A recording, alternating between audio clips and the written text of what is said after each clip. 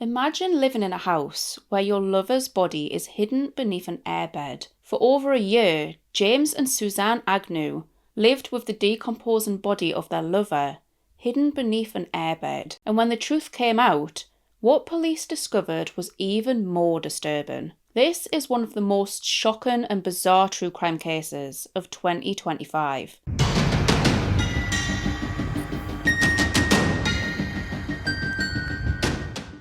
To understand this case, let's explore the relationship at the centre of it. 55-year-old James Agnew and his 57-year-old wife, Suzanne Agnew, lived in Lakewood, Colorado. But the two weren't alone.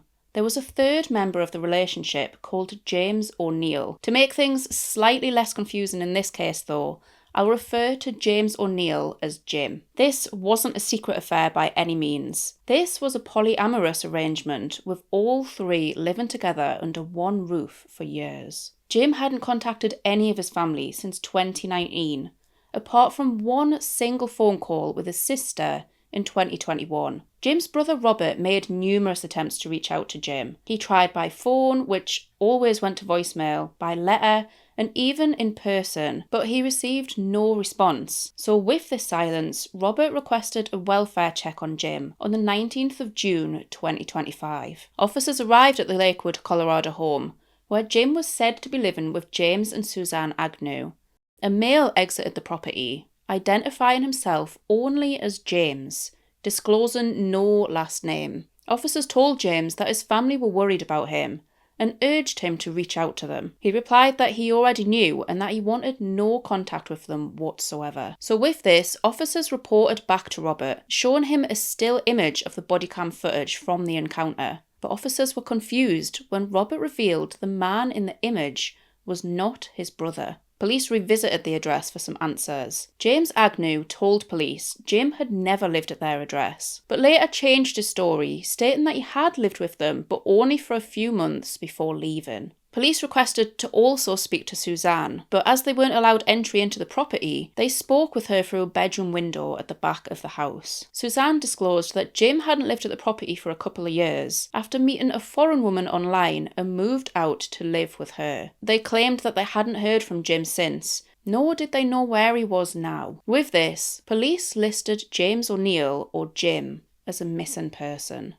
Robert continued to offer police information, recounting recent phone calls with Suzanne. During one, Suzanne casually claimed that Jim was sitting right next to her, but he insisted that he didn't want to speak to his brother. And on another occasion, Robert told Suzanne that Jim was to receive some inheritance money and requested his bank details to deposit the money. Suzanne promptly offered up Jim's account details and social security number, but after Robert disclosed that Jim needed to be physically present to sign for the deposit, the couple stopped talking to Robert. But now that the Agnews were no longer communicating, concerns were growing. Robert refused to give up. He checked the activity on Jim's account from the details that Suzanne had provided, but what he found only raised these concerns even further. The account was being used on a regular basis, almost too regular. Jim had a social security deposit of around $967 every month, but what alarmed Robert was the number of ATM withdrawals and debit card payments. On the 2nd of June 2025, there had been 4 ATM withdrawals, as well as 11 debit card transactions on that day alone, which raised questions as to why Jim was using his account in this way, or if it was even Jim at all. Robert discovered a purchase made on Jim's card at a 7-Eleven store on the 20th of May 2025 for $6.44. He approached the store and requested CCTV for this transaction. 2 transactions were found to have been made for this amount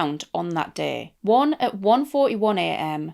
and a second at 4:02 p.m. But the chilling discovery was that neither was Jim making the purchase. What Robert did discover was unsettling. The shoes that the man was wearing during the 1:41 a.m. purchase matched those worn by the man claiming to be James during the welfare check. They were the same shoes from the still image that police had shown to Robert. The man in question was in fact called James, but he was not James O'Neill. They soon realised that it was James Agnew. He was using Jim's account and had portrayed himself during the welfare check to be James O'Neill, the man that the police were looking for. Robert also discovered a second transaction at a 7-Eleven store on the 3rd of May 2025 at around 12:15 in the morning. Again, this was James Agnew, identified this time by his blue baseball cap with a red letter B. Again, the same as in the body cam footage. At this point, Robert knew something was terribly wrong. Police revisited the Agnew home for a third time on the 3rd of July 2025. James stepped outside cooperatively and was immediately detained for an outstanding warrant for his arrest. Officers then called for Suzanne, who also came outside.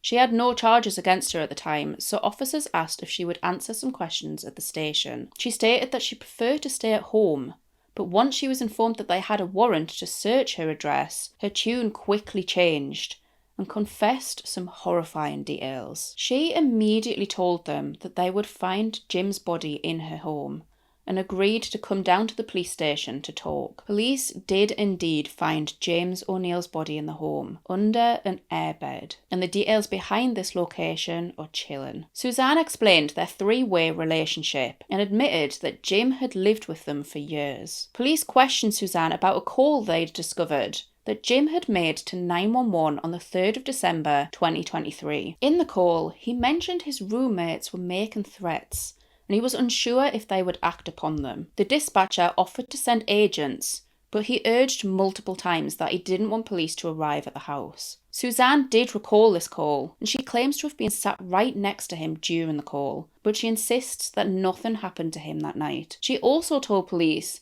that she had considered moving out with her husband, as Jim's behaviour, as she states, was growing increasingly erratic. Only a week or two after this 911 call, somewhere between the 10th and the 12th of December 2023, Suzanne recalls the three of them going up to bed on one of the nights. Jim would sleep on an airbed on the floor, while Suzanne and James were in the bed next to him. She then claims to have awoken the next morning to find Jim with his mouth open and appeared to be a greyish colour. She instantly believed that he had already passed, which was confirmed when she found no pulse and he was called to touch. James allegedly intended to perform CPR, but they couldn't move him off the airbed and instead suggested calling the police. Suzanne, however, said she couldn't give up on Jim, so they left his body by their bed. But she couldn't give up on what? His money? It was discovered that they had stole over $17,000 from Jim after he had passed,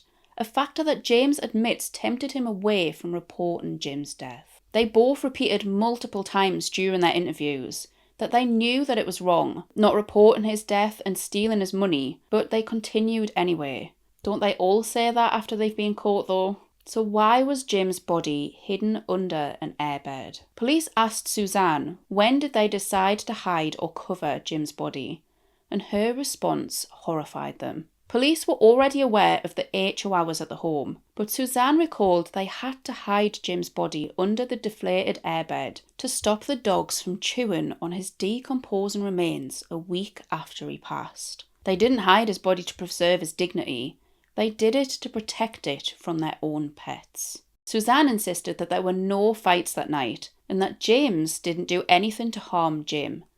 She believes Jim passed due to a medical condition, as he was allegedly of poor health. But James offered a different explanation. He reckons Jim may have been using substances that night and believes that this may have been his cause of death. But this case is still so new that the official cause of death hasn't yet been released. Until the autopsy results come back, we're left with nothing but the Agnew's conflicting stories.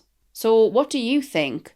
Will the autopsy reveal that Jim's death was just a tragic accident, or will it uncover evidence of something far darker? Potential proof that this couple haven't told the truth at all. It's not clear if the neighbours ever knew of this love triangle, or if they even noticed that Jim had suddenly disappeared.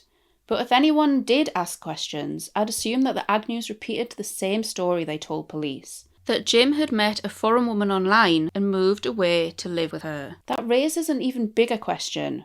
How did they manage to live in that house for so long without anyone suspecting a thing? Decomposition has a smell that's almost impossible to ignore.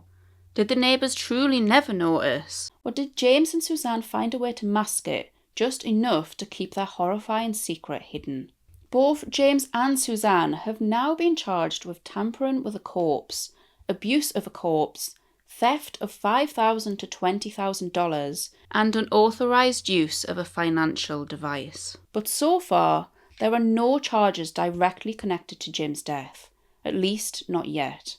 Since this case is still unfolding, I'll post updates on my Instagram and I'll also pin any major developments in the comments below. But I want to know what your thoughts are on this case. Was this a coincidental death that the couple could have concealed, or do you think there's something far more sinister behind the cause? Let me know in the comments.